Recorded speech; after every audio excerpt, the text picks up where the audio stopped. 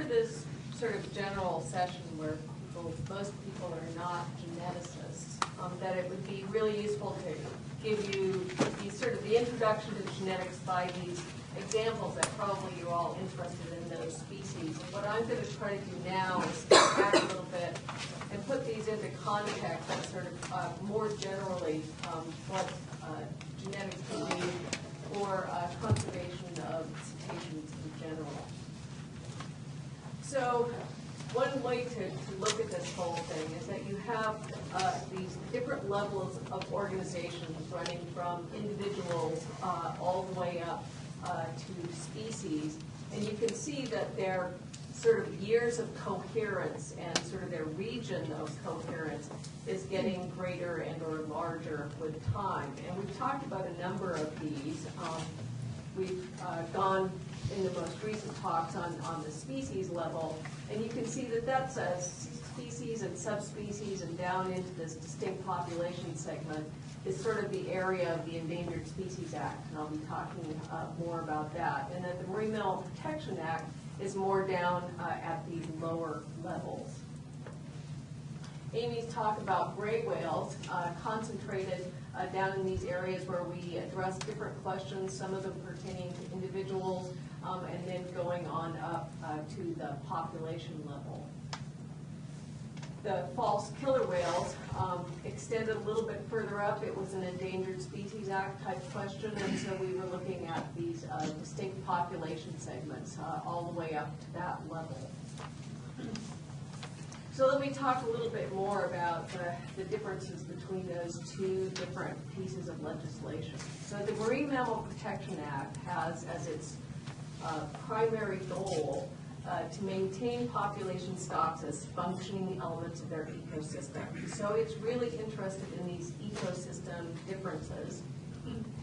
And it accomplishes that by its main sort of regulatory teeth come through this potential biological removal, which is the allowable human-caused mortality. And it's basically captured in this formula. This PBR is a function of the minimum population size times half of their maximum growth rate and then some recovery factor. Well, you can imagine that if you've got the stock on the wrong scale, if you have misidentified what the population structure is, and actually it's much larger, then in fact you're going to overestimate that N-min, and you're going to overestimate PBR. And that can be a real problem for the mechanism of this law to deal with human-caused mortalities. And what we've been doing in our group is prioritizing research according to what species may be vulnerable to localized threats. And this is gives you some idea why we're concerned about localized threats. If you look at the very top panel there, it's this depiction of populations as little water bottles that are connected so that there's some flow between those water bottles. And the spigot there is basically symbolizing some human-caused mortality. So if it's sort of even across the range and it's dripping out of those spigots all at the same rate, then even if we get population structure wrong, it's not going to cause a big problem. But what we frequently have is we have some localized human threat where there's a fishery that's in one particular part of the range, like what you see in the bottom panel here of B, and all of the human-caused mortality is coming out of one area. And if we basically are calculating N-min based on that whole thing, we might be missing that we're actually causing a local depletion, and the end result will be you won't have them as functioning elements of their ecosystem. So every now and then we step back and ask how we're doing generally with the Marine Mammal Protection Act. Patty, Roselle, and Karen and I took a look over all of the stock assessment reports, or for short they're called SARs. And we looked at the ones that were identified in 1995, right when this PBR management scheme was passed by Congress, and then recently in 2010. Basically, the U.S.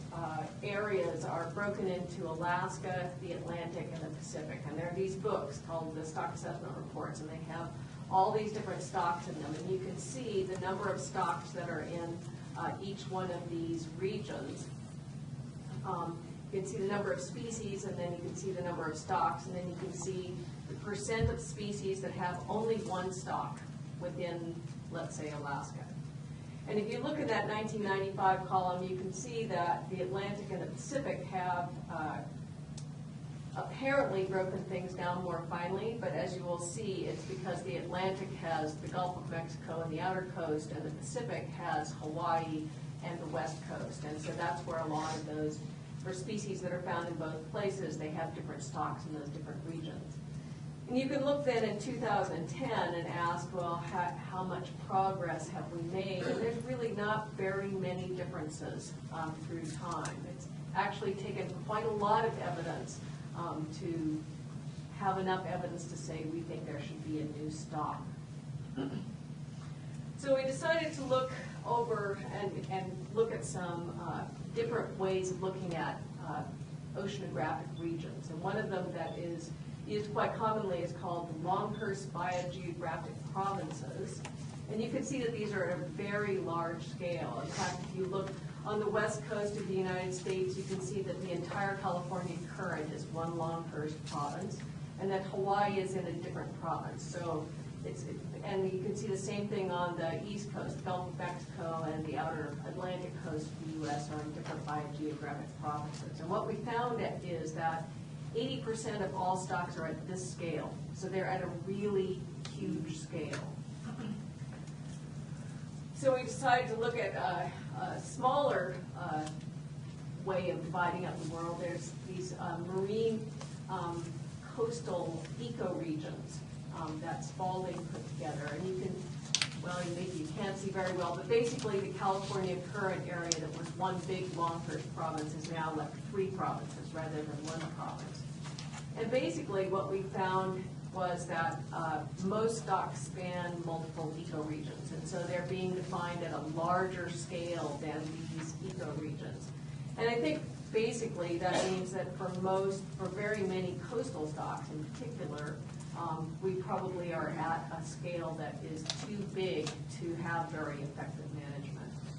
There were only 3 species that had multiple stocks within an ecoregion, and those were bottlenose dolphins, belugas, and spinner dolphins. So now let's go on to this higher organizational level, up to subspecies and species. And you can see the fin whale talk that Eric gave is up at this, where we both had to put to examine the subspecies question, we had to put it into the species context. And similarly with killer whales, we're up at that level. And in fact, it was with killer whales that I first sort of had my first introduction sort of by crash course when I was actually on a team that was looking at the petition to list southern resident killer whale. And we had to struggle with this ESA question and the whole question of how well do we know taxonomy of cetaceans. And it was quite an eye-opener. I mean, the Endangered Species Act, you can list things as species, subspecies, or distinct population segments. And these distinct population segments have, by policy, been defined as follows, that they are all relative to taxonomy. And taxonomy is assumed to be correct. So you can be a DPS if you're persistent in an ecological setting, unusual or unique for the taxon, loss would result in a significant gap in the range of the taxon, or they differ markedly from other populations of the species in its genetic characteristics. Well, this was a real struggle with killer whales. And in fact, it went through several iterations. It went into the courts, it came back out of the courts. And it was really, you know, as I say, an eye-opener to me that cetacean taxonomy was not in a perfect state. And in fact, we've seen a whole list of genetic discoveries in the just in the past 10 years. Perrin's beaked whale, long-beaked common dolphins, the right whales that you heard described earlier are all described based on genetics. Indo-Pacific bottlenose dolphins, there's a new species of finless porpoise, a new subspecies of Hector's dolphin called Maui's dolphin, and we have all of this work in progress. And fortunately, my office is right next door to Bill Perrin's office, and so I got this from one of Bill's talks, and it was a real education for me that taxonomy is a real iterative process. And what you see here is in every 20-year bin, it's the number of species that were described in that 20-year bin. The ones that are in the turquoise color are the ones that are still recognized as species, and the ones that are in the dark blue color are ones that were described but that we no longer recognize. And that big peak you see there is called the Victorian Radiation. So basically, if you took a vacation in Peru, you should really come home with a new species described. You know? So basically, the morphologists, and you can see this in the early 1900s, basically started cleaning house, and they were basing their should this be a species or not be a species on how good is the collection of skulls and how well are we able to diagnose these things given these collections of skulls. And you can see in the latter part there, things have been sort of low and flat for some time. And it isn't so much that that means that we know it all, it's more that we don't have those skull collections and they're not getting any better. And for these killer whale and the fin whale case, I mean, you can't pull out a drawer of killer whales in waters or fin whales. And so we've sort of reached a stage where we weren't getting new information, and yet we're still far short of really understanding cetacean taxonomy. So we went through and took a look at, these are all the different families of cetaceans. There's 86 extant species, and you can see the column for species, and then the column for subspecies. And it's really quite interesting that if cetaceans were birds, we would automatically have lots more subspecies, because if they're on different continents, they would by definition be different subspecies if they were birds. But as you have already heard for cetaceans, if you're in different ocean basins, that's not an automatic assumption. And so we have very many cases where we have these allopatric distributions that don't overlap currently, where there's a pretty darn good chance that you actually have different subspecies. And so in the last column, you see the ones where we very conservatively took a look at how far off the mark might we be in describing subspecies or species of cetaceans. And you can see that very conservatively we have 45 new taxa out there that are waiting to be described. And the reason that I say conservatively is that for killer whales, for example, it just gets a number 1. I mean, it might actually turn out to be 5 or 6 taxa, but in that column it's just the number of taxa with a high probability of an underclassification error. So we might really be underselling ourselves when it comes to describing biodiversity of cetaceans. And you think about the potential. I mean, what if we had many more subspecies and species of cetaceans?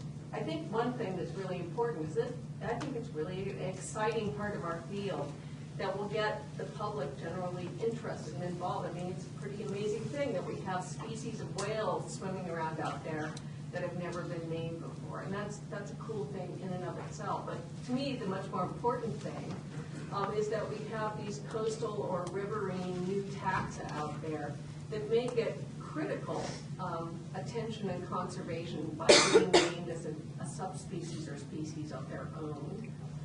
And that we just don't tend to conserve biodiversity if we don't name it and know that it's out there. The problem with this all is that, you know, we're sort of right here on the learning curve in terms of how to interpret genetic data. And so we've been going through quite a long exercise of looking at, you know, how do you tell the difference between a subspecies and a species when you're looking at genetic data. So this is sort of the cartoon version of divergence, where you're looking at time going up, and this is a cartoon depiction of these two different lineages peeling off and becoming different species. And one thing that is important to recognize is that, of course, evolution is a continuous process. Every species evolves through some very different lineage and mechanism. So it's a very messy process. And these lines that you see on the screen there are human constructs.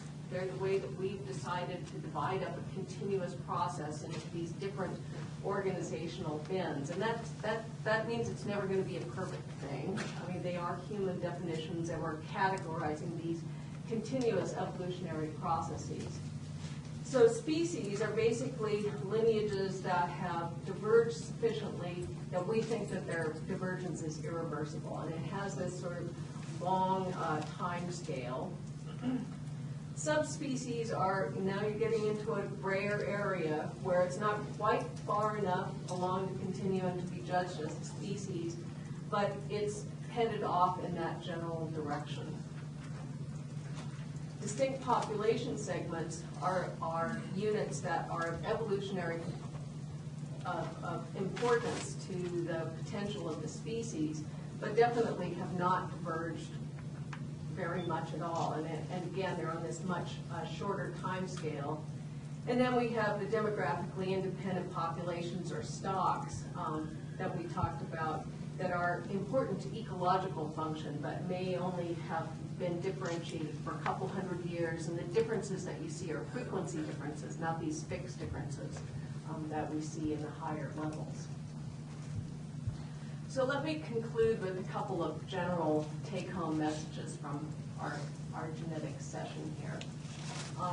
First of all, and we've heard this over and over again, answering these questions takes lots of samples, and it takes an adequate distribution of samples. And it's really, really hard to do that for cetaceans. I mean, you saw all those big blanks in the South Pacific, and you know, it's hard to get out there and get those samples.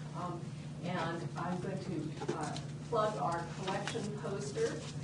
You'll see it out there, and Kelly Robertson and Brittany are going to be there to answer your questions about the collection. But we now have over 50,000 tissue samples in our collection that have been contributed by people all over the world. And it really is what makes answering these questions possible. And the other important thing that you've heard, I think, in all the talks is the importance of collaboration. And the collaborations between all these different groups to get these different lines of evidence together it allows you to answer these different questions. Some of the questions are very specific to individuals, like the questions about, you know, how mothers and calves might be related, figuring out social structure, mating structure.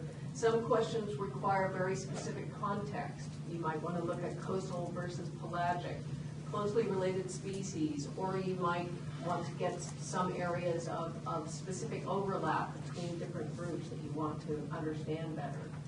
But the best results always come from multiple lines of evidence and very strong collaborative efforts. And I'm going to turn it over to Phil, but I'm happy to answer any questions.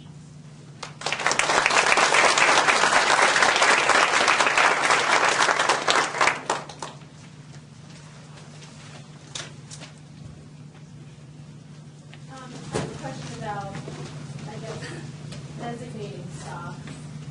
What's the harm in over-designation? So like with Silverwell, you said you ran out of ports and deciding that this should be a separate stock.